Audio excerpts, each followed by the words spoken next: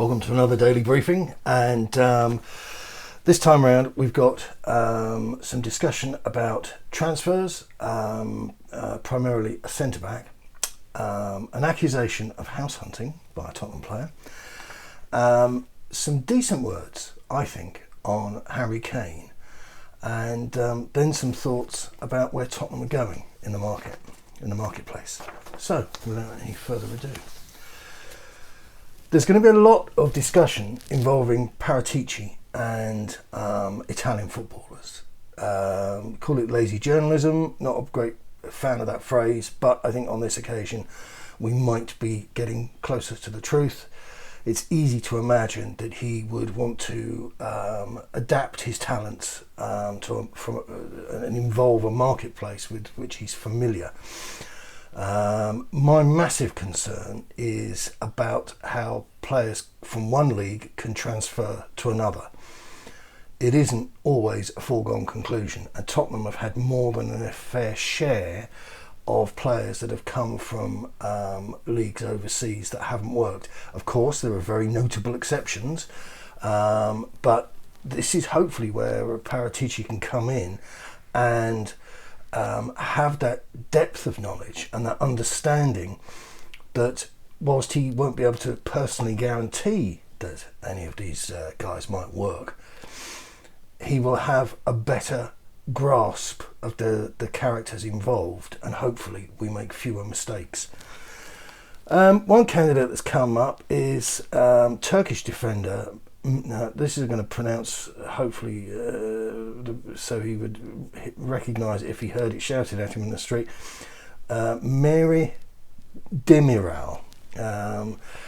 And this guy has been with Juventus since 2019 and has struggled to play regularly. In fact, it's not unkind to say that he's been their fourth choice centre-back. Now, always when discussing these people and what they are capable of bringing to us, it's worth considering who the first and second choices might be.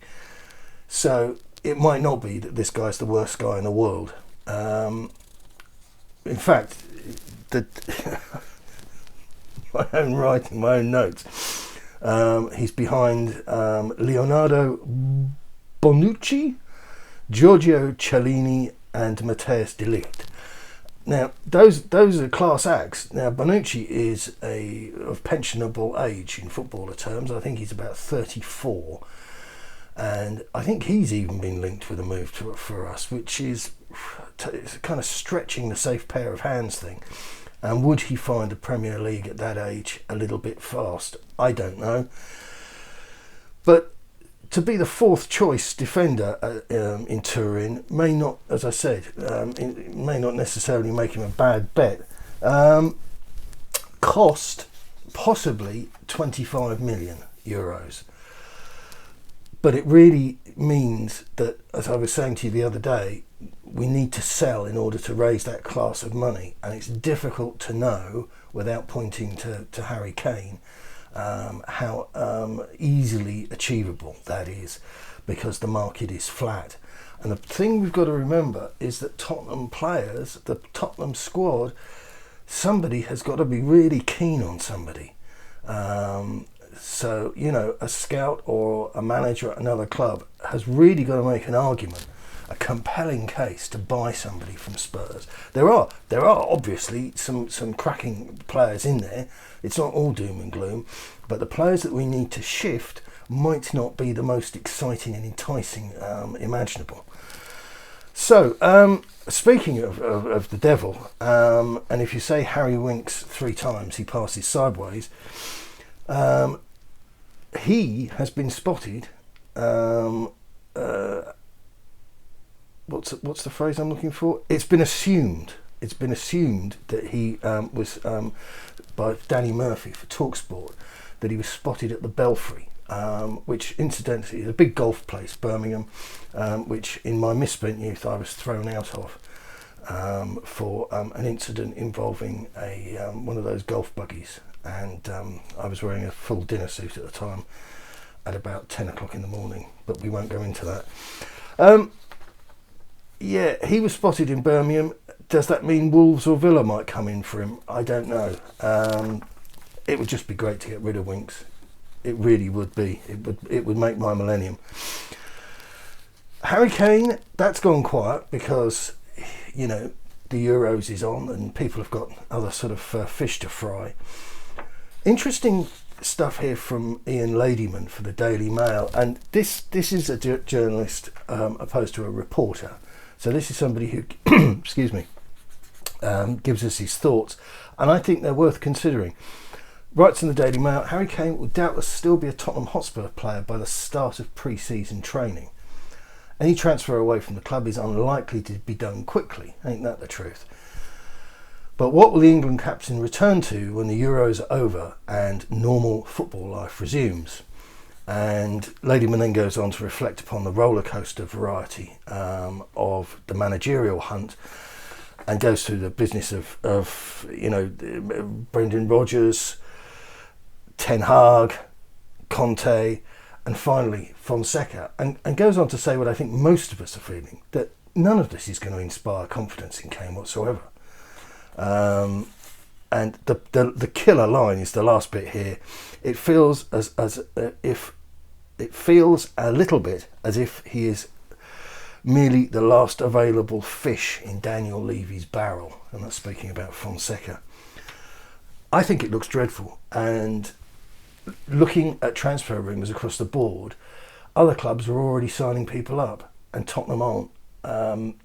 I guess they've got a legitimate complaint that they're waiting for their new guy to come in. But why hasn't this been expedited? Why hasn't this been sped up? Tottenham, now is a time for Tottenham to look as if they are rolling their sleeves up and they're ready for a fight. And I don't get that sense coming from the club at all. Which leads us neatly on to our first game of the season. These things are really exciting because it's all a trigger for people to talk about match fixing and all manner of twisted dark arts. The reality is it goes into a computer and then they work out the practicalities, and I'm talking about the police, safety, emergency services generally.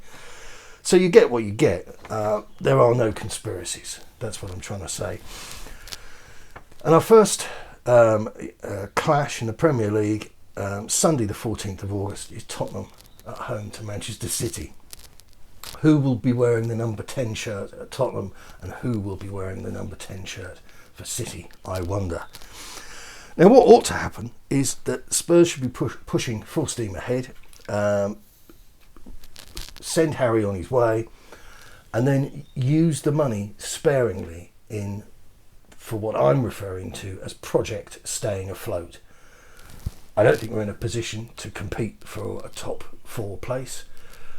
We're not fit to grace any of the top flight tournaments. That's a sorry admission, but it's a reality. We've had the thing about the Dynamo Zagreb. That should have told us a lot about the expectations that we can place upon this squad. We just cannot make fools of ourselves in those competitions. I'm sure Daniel would be dying to get the broadcasting rights money for those games, but the team aren't there to back it up. I'd rather we came in, I don't know, 5th, 6th, 7th again, and actually looked like we were healing, looked like we were repairing ourselves. I'd say that situation might go on for perhaps 2, 3 windows, maybe 3, 4 windows, something like that. What's vital, and I'll keep saying this, but we need to move people on. We need to get that churn going in the squad, and that's for one straightforward reason. We've got a lot of guys who are bored seeing the same faces and having the same conversations every day. The box needs to be shaken at Tottenham, and Daniel Levy needs to pull his finger out. I'm saddened that it hasn't happened sooner, but I'm not surprised. Right, that's it for today. If anything mind-blowing happens, I'll be back. Good luck. Keep it Tottenham.